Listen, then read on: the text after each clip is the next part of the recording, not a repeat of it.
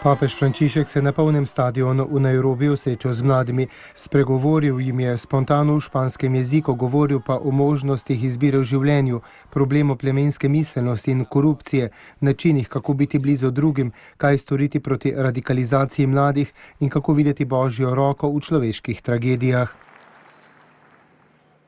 Porque se siente omnipotente.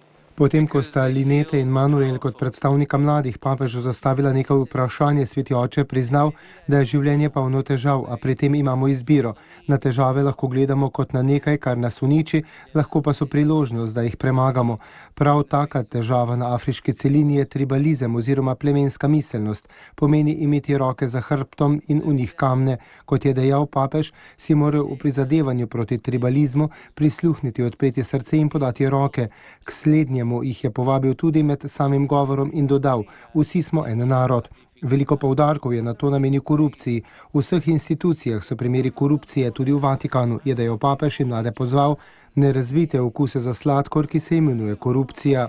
Ko sprejmemo podkupnino, uničimo srce, osebnost in državo. Korupcija ukrade veselje in mir. Korupcija je pot v smrt, je bil jasen papež. O uporabi komunikacijskih sredstev za oznanjevanje je dejal, da so prvi mediji komunikacije besede, geste, nasmeh, prijateljstvo, biti blizu ljudem, revnim, zavrženim. Papež je spregovoril tudi o tem, kako preprečiti rekrutiranje mladih v radikalizacijo. Najprej je treba zagotoviti izobrazbo in delo, treba pa je tudi močno moliti. Bog je močnejši od katerekoli rekrutacije. Papež je kot rešitev navedel še govorjenje z nežnostjo, ljubeznijo in potrpežljivostjo, povabilo v naš krog prijateljev. Na koncu pa je spregovoril še o tem, kako videti Božjo roko v tragediji. Ni enega odgovora, je pa pot gledati Božjega sina, ki nas je odrešil. Ko nečesa ne razumeš, ko si obupan, poglej križ. Tam je njegov polom, uničenje Boga, a tam je tudi naše upanje, saj se zgodovina ni končala na križu, ampak se je nadaljevala v stajenju, ki nas vse prenavlja.